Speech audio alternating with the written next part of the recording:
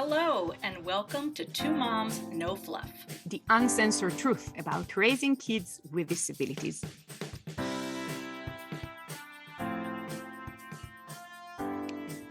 Well, hello, Iris. How are you doing today? I am great. Hello, my friend Alma. All right. Well, for those of you who are new and those of you who listen on a regular basis, welcome. You are here at Two Moms, No Fluff. This is a place where we discuss all things disability, uncensored and sometimes irreverent, but all true. We're here to have you help us on our journey and for us to help you on your journey. Today, we're going to be talking, it's sort of a part two to our episode where we talked about going into the community and having a lot of really challenging things thrown at us and how we deal with it. Today, we're going to be talking about the positive things that have happened to us when we go out into the community, because we always want to be balanced and we don't want to focus on the negative. We want to really, accentuate the positive and, give our experiences about this topic and have you hopefully at the end, give us your stories, because we all need to be lifted up. We don't want, what do they call it? Inspo porn. We don't want that. But we want to recognize and acknowledge the positives that happen when we go out into the community so that there can be more of them, more of those kinds of encounters and interactions. So who wants to start? Should you start? Iris, why don't you start today? With first some of your all, stories? I find it really hard to start. I want to ask you, what is that fabulous dress you're wearing, Alma? Oh, yes. Well, for those of you who don't see us, these are recorded so you can see us. But one of the things I like to do that we talk about a lot is I like to I like going out. So one of the things that's been very hard about the pandemic is not being able to wear all the clothes that I buy at yard sales and thrift shops, because I like getting dressed up in crazy outfits. This dress that you're looking at, I put on today because I wanted to celebrate the positives that happen when we go in the community. So I decided to put on this fabulous multicolored sequins dress. You can see a little bit more over here when I get up. And I'm wearing some serious costume jewelry bling that I get. I have a friend named Lisa Burrell from elementary school who sells paparazzi costume jewelry with her hilarious Facebook live videos selling the jewelry. And I have so much of this jewelry because it is so inexpensive, and I wear it when I perform with Parents Who Rock, and I get so many compliments on it. And then I tell people where I got it and they're like, oh my God, I need to get some. So I'm wearing one of her necklaces. Fabulous, Alma. You can add that to your compliments book. And Thank you. Yes, I need to comment on yours, which is the same as it always is, because the uniform. And for those who do not know me, in contrary to Alma, who likes to go out, mingle with people and celebrate, I like to stay home quietly. And in addition to that, I think when I had my second child, and I had one child who constantly had a drooling problem, feeding issues. I would try to feed her. She would spit up all the food on me. The other one was still nursing.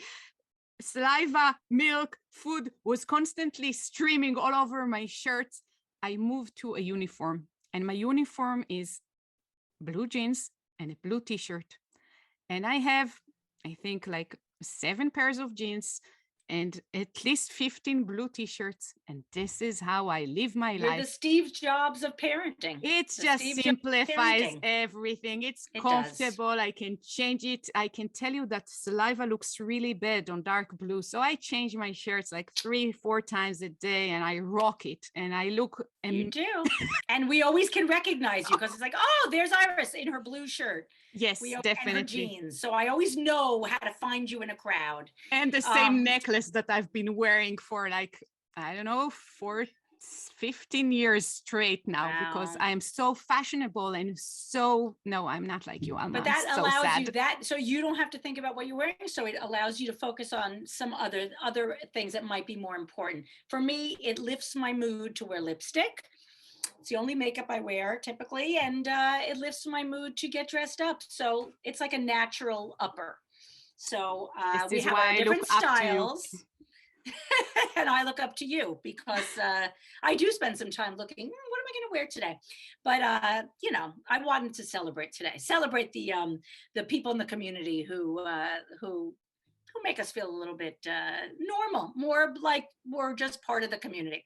So let's get started. Let's hear some of your stories. Okay, you know what? I'm going to start with the story that is basically kind of a generosity story, but this is not my kind of point about it. But we were once, like our family, we were in a, I don't know, it was in Canada, so maybe an IHOP equivalent. I am not too sure. Nothing fancy, having our breakfast. And when the time came to pay, the waiter told us, no, your check was already paid, and gave us that, The black bill. flip. I'm not too sure how you call that, black pocket. And there Yeah, was a the small note in it. folder. This is I'm just another mom, and I appreciate what you do, and enjoy your breakfast or enjoy your morning or something of that sort. And Love I'm like, it. oh my gosh, who is she? Like, where is she? I wanted to say thank you. And she was already gone. But like, obviously the meal was something that we could have afforded. It's obvious if we went into the restaurant, it wasn't Right. beyond our budget. It was just that she was kind of seeing us and maybe saw the part that our daughter needed to use the bathroom, and then we had to drag everybody, because we couldn't like leave our young son on his own on a table, and how long Yeah. it takes to go in and out of the chair and into the bathroom, and all the struggle.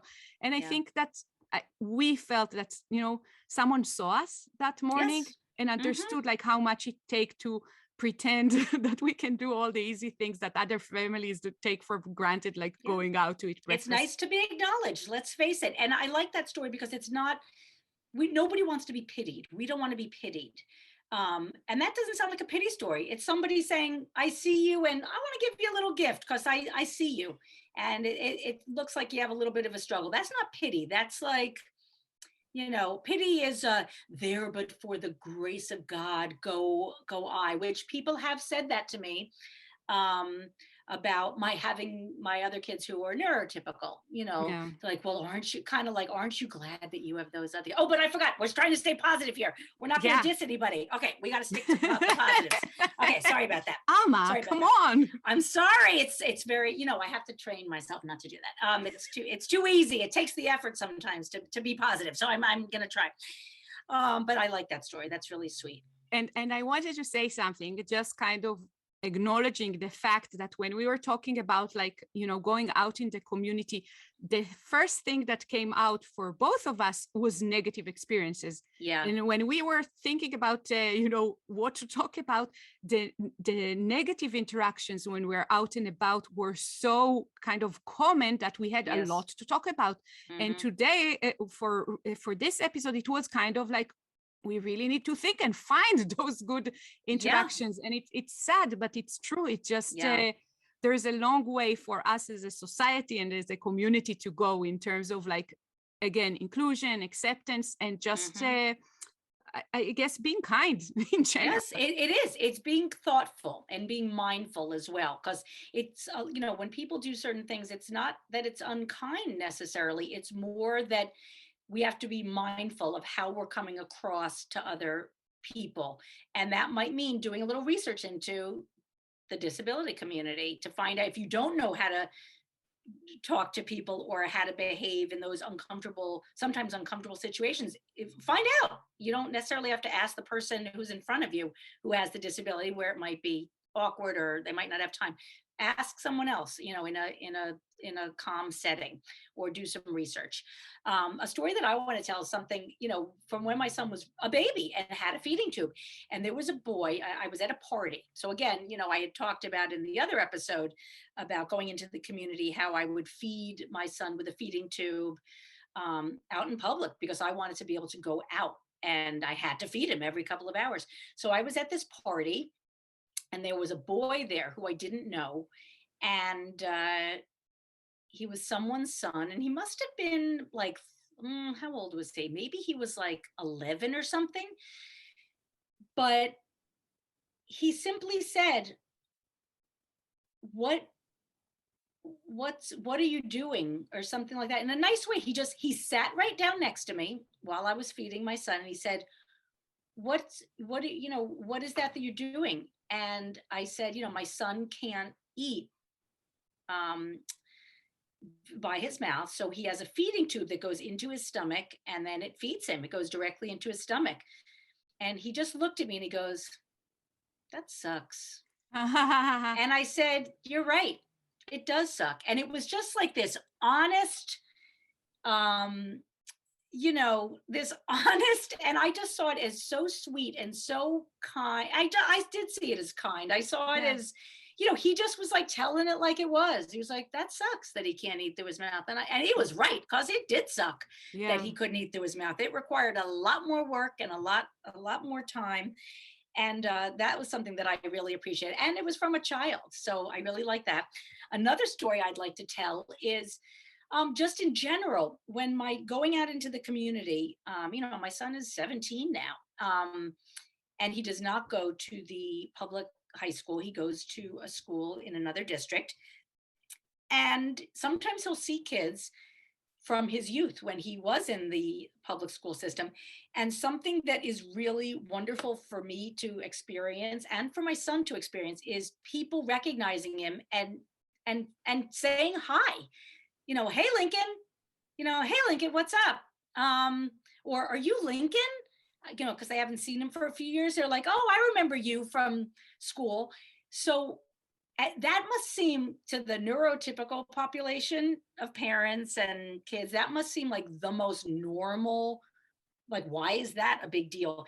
It is a big deal, because he's seen. There's so many times when our kids are not seen, and they're sort of non-entities to a lot of people. And for someone to go, and it's not even going out of your way, it's simply being a member of the community, saying, hey, I remember you, how you doing? That's a big deal. It goes a long way. So that's something else that makes me feel good, and makes me feel all warm and fuzzy inside, and for my son too.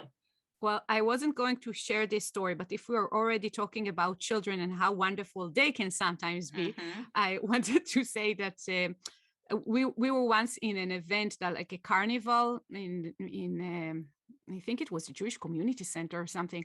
But basically, there were stations there, and there were kind of youth volunteering in the different stations. And I don't know why or how, but one of those, I don't know, maybe he was 13-year-old boys, decided to, when Karen, my daughter, came, just to kind of accompany her. And he was like, here, I'll show you what is here. And he just stuck with us for the entire, like, couple of hours that we were there. And also went later on to help her gather her prize and argue with them that she actually had more points than she did, so she would get more gifts at the end. I was like, it was one of the best days in her life. I was just like looking afterwards, writing to everybody in that organization, asking if they know who that child is and what's his address, because I only knew his first name.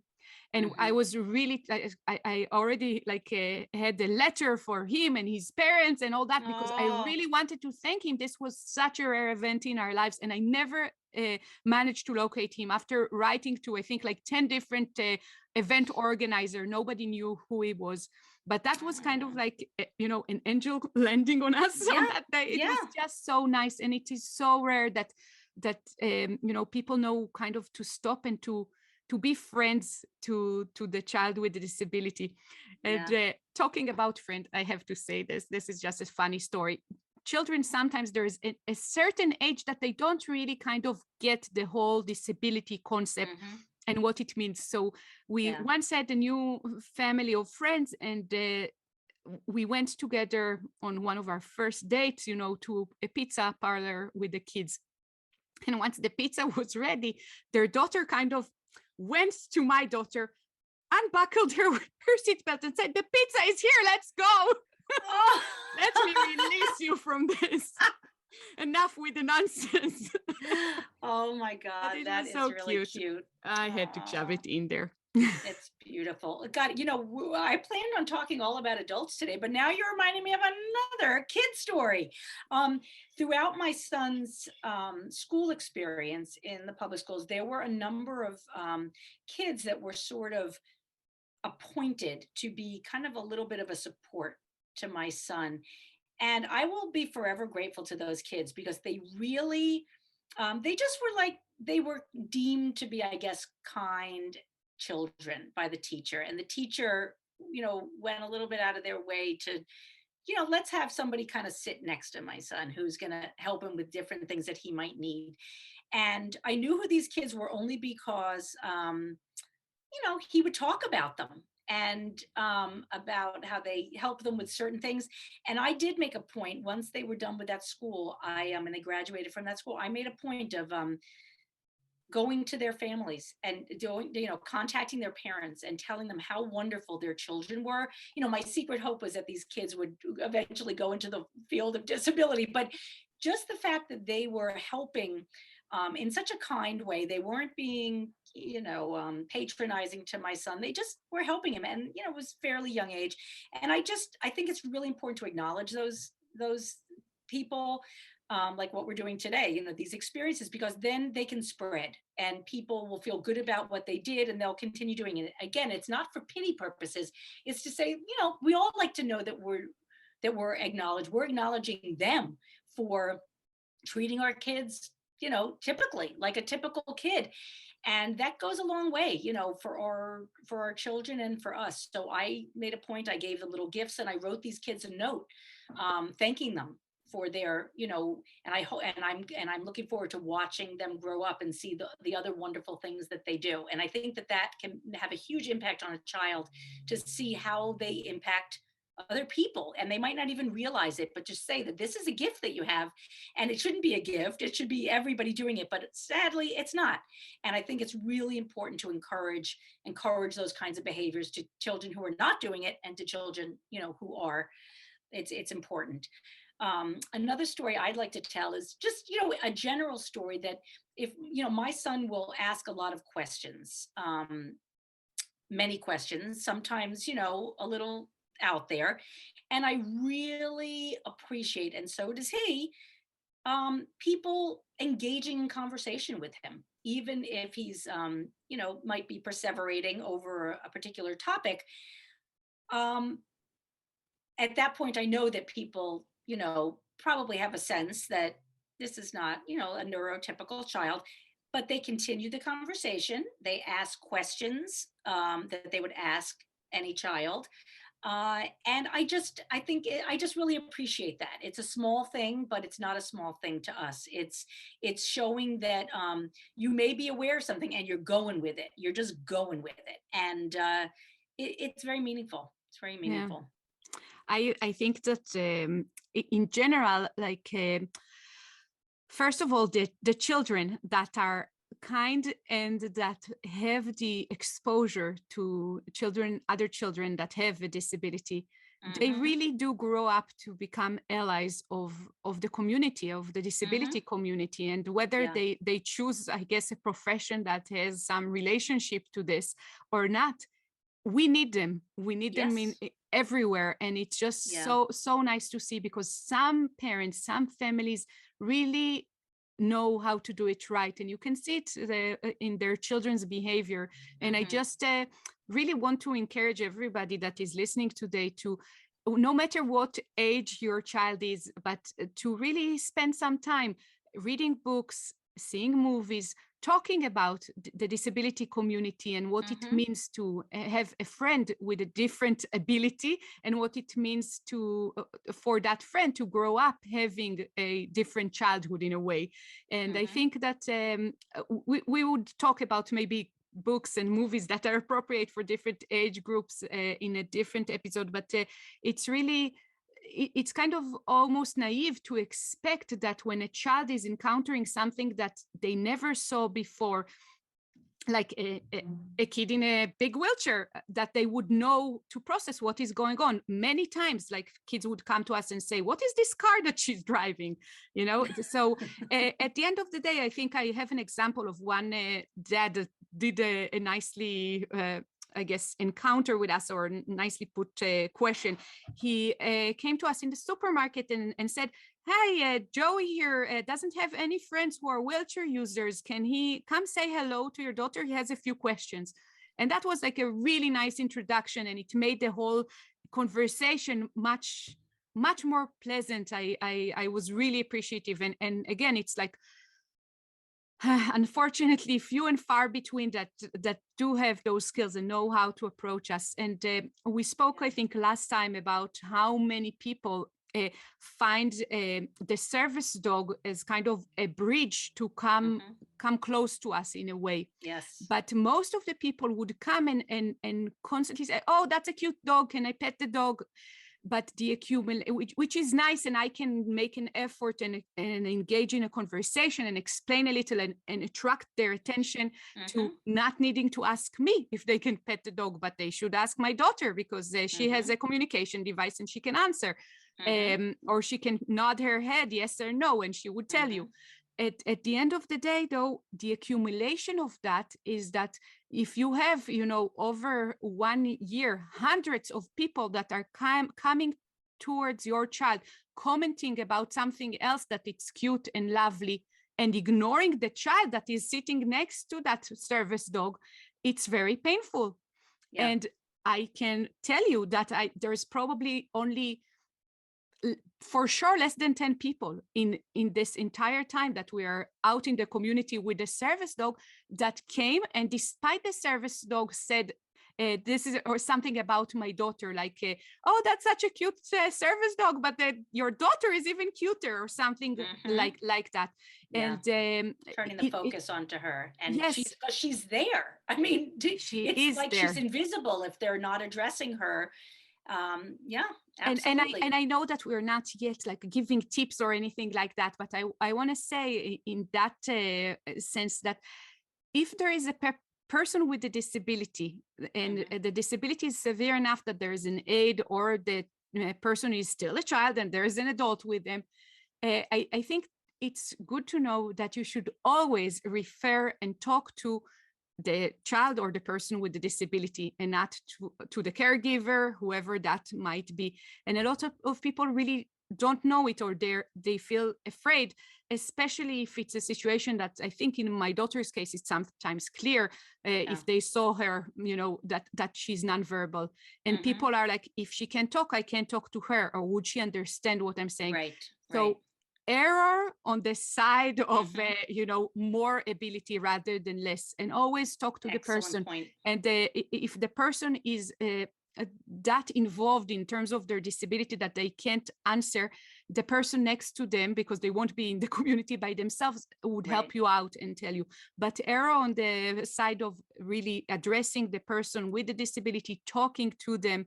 And if you're not sure even how to start a conversation, maybe just introduce yourself. Like in a normal interaction, and say, hi, I'm such and such, what's your name, you know? Yep, exactly. And I'm so glad you bring that up, because there is so much. It's not that people are trying to be rude. It's just that people, because there's not the exposure to people with disabilities, they truly, and I, you know, I count myself as one of those people, you know, years ago, because we don't know what to do, because we haven't had the experience, we haven't had the exposure. So it's really not necessarily rudeness, it's really just inexperience. So any opportunity to you know, educate yourselves, please do that. It's important, you know. I mean, I think we're preaching mostly to the converted here in this podcast, but hopefully there are people listening to this who, you know, are hoping to learn more about the disability community. And that I'm so glad that you brought that up, because it's, how could it offend someone if you ask them a question and then you'll, you know, it won't, or, you know, introduce yourself. I mean, then they can answer for themselves, or someone next to them can answer. So that's a great point. And do we also still have a sense of humor? Like, I think that people are kind of like, also like, one time there was a lady that came towards us, and she was like, Okay, our service dog is a big white Labradoodle, and then Beautiful dog and so my daughter sweet. is thank you, Eli, we love you. Like, we love Eli. My daughter was driving in the mall with her service dog, and this lady come to her and she's like, "Oh, isn't this Mary here with her little lamb?" And it was so Oh, funny. It was that's hilarious. sweet. Yeah, Both of us were laughing, like all three of us were laughing. It yeah. was just like nicely put, Yeah, the it's a irony of the normal situation. conversation, a normal interaction, you know? Yep. You don't want every interaction to be about disability, for God's sake. It's like, let's just live our lives. I wanted to talk about, going into events for me, because food is such a huge piece of my son's syndrome. With Prader-Willi syndrome, you have to really limit the calories, and being exposed to food but not being allowed to eat it is very difficult if you have Prader-Willi syndrome. So I try to engage us in activities where there's no food as much as possible, but sometimes it surprises us. There's food in an event where you would not think there would be food. So I often call and ask if there's going to be food, and if it's something that is just like a snack at a, I feel that there are way too many snacks, quote unquote snacks. People don't have to eat all day long every day, and if your child has an issue where they need a snack, or an adult, they can bring their own to a lot of events, because it's not just Prader-Willi syndrome where there are issues with food. It can happen with a lot of other disabilities. So, gluten-free, having celiac disease, having diabetes, all sorts Food of allergies. conditions. Yeah. Food allergies is a big one. So I so appreciate it in the community, when there is no food, for example, or when people let the people who are attending the event know ahead of time that there is going to be food. So that gives me the opportunity to make the choice. Do I want to bring my child or not? It also allows me to contact that person who's organizing the event and say, would it be possible to have no food at the event and have some other kind of a treat that is like, a little toy or something else that is not food related? And I am so very appreciative when they listen and they say, "Oh, absolutely," because it causes tremendous anxiety, for some people to have that food there and to just eliminate it when it's a no-brainer for the person with the organizing the event.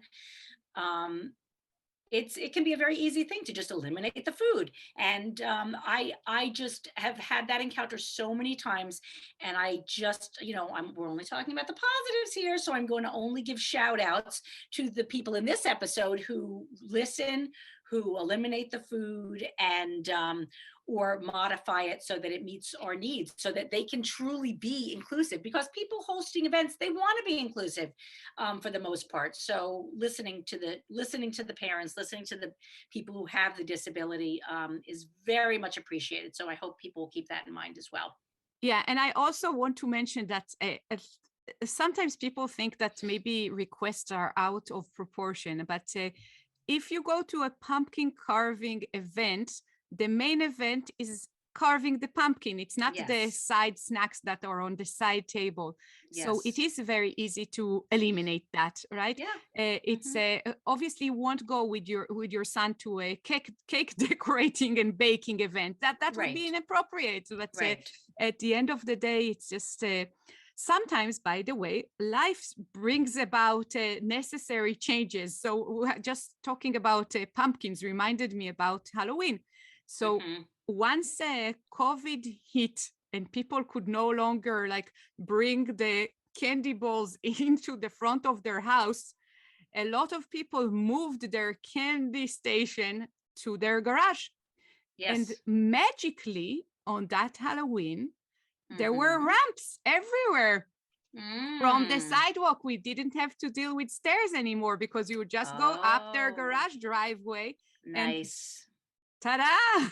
So that was a Beautiful. magical Halloween. And Yes. after that, we keep on posting, it wasn't too many Halloweens, but Yeah. we post before Halloween, please put your table with your candies somewhere that kids in wheelchairs can actually access your house.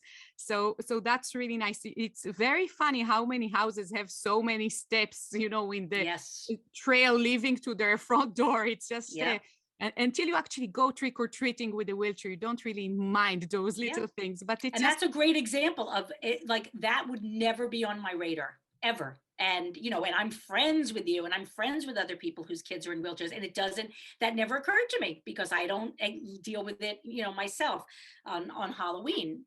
So that's really, I'm glad you brought that up. That, also speaking of Halloween, people have, uh, they're shifting to toys instead of candy, and I really appreciate that as well. Something else that this is reminding me of is you, Iris. And I found out, many years after I met you, because we would go to your house, and many years after I met you, I hadn't even known that all along you were taking a fruit bowl that you had on your coffee table that you had there at all times. I had no idea that anytime we were coming over, you were taking that fruit bowl and you were putting it on top of the fridge so that my son wouldn't see it, simply to get, he wouldn't be distracted by the food. He wouldn't try to sneak some of the food. And I was so appreciative of that. And you didn't make a big deal out of it to make us feel, and I wouldn't have felt badly anyway, because I know that you respect us and you know our situation and you're always so kind about it. But it was meaningful to me, if I never told you, that you didn't even mention it to me. You just did it. And then one day we came over and you were like, oh my God, I left that there. I always move it. I always move it. I forgot you guys were coming over. And then I was like, oh my God, you normally have a fruit bowl sitting here at all times. And you didn't even mention that you move it every time I come over. That is a small and not random act of kindness. That was an intentional respecting of our unique situation. And I Iris, cannot it makes me love you even more. I cannot believe you're even mentioning something that easy and trivial on our podcasts that But requires guess what? zero It effort. means, but there you go. Something then I bring it up because it required very little effort on your part, but it was a big deal for us because my son could have very easily had a tantrum there. This was when he was much younger. He might have started screaming because if he saw the fruit bowl, then I would, it could have caused a tantrum. We might have had to leave. I would have been embarrassed. It would have been a lot of energy that we had to, use up to come to your house in the first place, and then, park and then have to leave because he was tantruming. All of those things were avoided from that tiny little, potentially, because you had the mindfulness, the foresight to say, he's got a food issue. I'm going to remove that trigger. And you did, and it's meaningful. It can be so small, but pack a big punch. I am telling you, I feel so honored by this mention of something that I absent-mindedly did, and now I'm expecting a Medal of Honor in my mailbox. No, I'm not giving. You know what? You're not getting a medal. You're getting an acknowledgement, and it would be nice if everybody did that. But it means a lot. I hope they do. I hope they do. Sometimes this is the whole point. Sometimes it's just so easy to make a situation easier, and. In our life, obviously, we have lots of friends, and we have one family with a daughter with food allergies. And before they would come over, I would, Alma, like sanitize the house, the counters, the everything, because it was touch-based. So it's a serious issue. And if you want your friends to feel safe and comfortable in your house, you really do need to make it perfect. So in some situations, the effort and the work that needs to be put into it is real. It's not like and it's worth it, and it's totally worth it. But there are so many examples, like the fruit bowl. This is so funny because it's so small. It's just like so easy, and it's just having the awareness and the knowledge. And people, I think, need to also feel okay with asking questions. What can I do? How can I make your visit here, whether it's a museum, a I guess social club, or your home? What can I do to make your visit here easy or fun? And people would answer. It's just sometimes it's the small things that make a world of a difference. Yeah. And then we will go and tell other people, oh my gosh, they are so mindful of kids with disabilities. You should go there. It's great for businesses to do that. It's great for community organizations, for churches, for synagogues, for mosques, for any place of worship. It is so important. And we'll get into that in future episodes. Those kinds of things, strategies that places outside the home can make use of to make it more welcoming to the disability community. But asking the question is perfect. Nobody is expected to know the ins and outs of Prader-Willi syndrome. It is a rare syndrome. It's like 1 in 15,000. I don't expect people to have all the answers, but I do appreciate when they ask, and it goes a very long way on many levels. So yeah, Yes, there's a lot that can be done.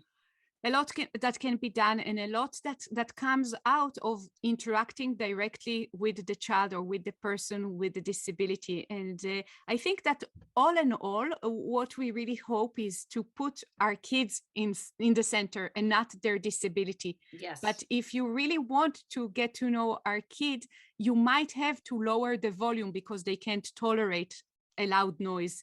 And if you really want to know our kid, you might have to like put a ramp so we can actually enter your house when you invite like the book club over. Whatever it is, it's like small little things that, just tell me if you have a step to your house, I'll bring the ramp with me. It's just those little things that many times we as the parent, we try to, take care of. But occasionally, when someone else takes some of that burden and does the research for us and finds out how to help, this is like so amazing. The feeling that someone cares is beyond words. You reminded me of two other things. One, I have a confession to make that I have, I love to bake, I love to cook, I love to bake. And I gave someone a cookie that had I forgot that I had almond flour in it, and they were allergic to nuts, and I was mortified, and I was so apologetic. So as much as we try, I have made mistakes. We have all made mistakes, and it's how we deal with those mistakes. Like, oh my God, I am so sorry. I've had good friends leave the room, and there have been some things that have been snuck out of the kitchen by my son. They're mortified. But if they brushed it off and made it seem like, oh, what's the big deal, one time he got this, I would have serious reservations about having my kid go over there again. But also it would be painful to me because they weren't respecting the needs of my child. It would be painful on an emotional level. So we're all going to make mistakes, but it's again how we, hopefully they won't be life-threatening mistakes. Fortunately, my friend had an EpiPen and gave it to her kid immediately before there were any reactions from the cookie. But it's what we do with that, if we do make a mistake, that we apologize and we really mean it, and we, are respectful about it and try to make changes for the future. You're also reminding me of one more story about we had a contractor come to our house. We finished our basement years ago, and I asked him if for any advice about putting a lock on our refrigerator, which was becoming necessary for our son. And that's okay. Listen, this is real life, Iris. You don't have to be embarrassed about your phone ringing. And now I'm going to turn mine off to make Israel. Sure. Oh my gosh. Well, he's going to have to wait because I have a good story that I have to tell. This contractor, I told him about a lock that I needed and what he would recommend. Not only did he go home, Google my son's syndrome, and come back to me and tell me, wow, I researched, I got home and I was interested in what you told me, and I researched the syndrome. Wow, you guys deal with a lot. So that alone, I was so appreciative that he went home and that's looked amazing. it up. He's a contractor, he had no reason to do that. He looked it up. He acknowledged our lifestyle and how sometimes it's challenging about the food, and the vigilance, the heightened level of vigilance that we have to have around food. But for free, he installed a lock on our fridge. Wow. Can you imagine? I was just like, oh my God. So in terms of references, I tell that story to anybody who, and obviously, and in addition to that, he was an amazing, contractor. And he was so timely and responsible. And but I sang this guy's praises to anybody who would listen, because that went such a long way in just like a human being. And I wanted people to know, like, this is who you're hiring, this Yeah. this person. And I thought it was significant. Yeah. So, That's that's, a beautiful story, Alma. isn't it? Yeah, I love it. And yeah, it's maybe the the punchline of it all is sometimes social interactions won't be the easy way, and we are Mhm. in a way asking or inviting people today to kind of take the extra efforts and to maybe help include our children and Mhm. help in Please terms of invite them. Please invite them to your birthday parties, and even if you think that they can't come because of their disability, just invite them. Err on the side of thinking they can come, and please invite them to play dates and birthday parties. yes, that's important, and events in general, Yeah. and I think that some of my friends became knowledgeable enough, so when they were creating homeschooling activities and such, they would make an effort. And I think the kind of the main, like, biggest thing that I can think of is that a friend of ours from the homeschooling community was really opening like a homeschool kind of co-op that ran every day of the week. And not only that, she accepted Karen to join for free because she Mhm. knew how extensive our expenses were relating to her care, but Mhm. she also, the second year that it ran, and when she knew that we wanted Karen to join, Mhm. she moved the whole thing to a different location, Wow. so the location would be wheelchair accessible. Can you even imagine how much work, effort, and money went into that? Wow. So that's a kudos to my friend Agnes and Oh, Ambar Colibri Agnes. School. Thank you, Yeah, Agnes. no, that's Whoever you that's are, thank you. that's I think I sometimes people just go out of their way, and you see Yeah. that they really do care and they really do mind about your child. And Yeah. I just, I hope that in a way those stories maybe made the people think about ways that they can become a friend or allies to another family with a child Mhm. with special needs or another adult with a disability in their street, down their street, in their community, whatever it is.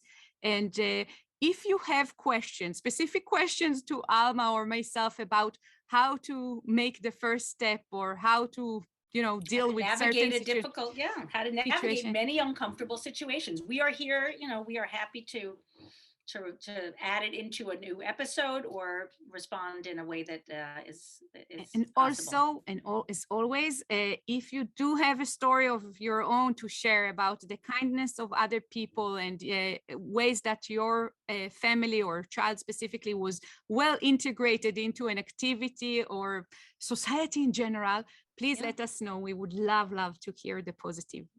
Yes. Great. All right. Well, Iris, as always, a pleasure seeing you from across the country on our Zoom and audibly. So enjoy your week, everyone. Thank you for listening, and we'll see you next time on Two Moms, No Fluff. Bye. Bye.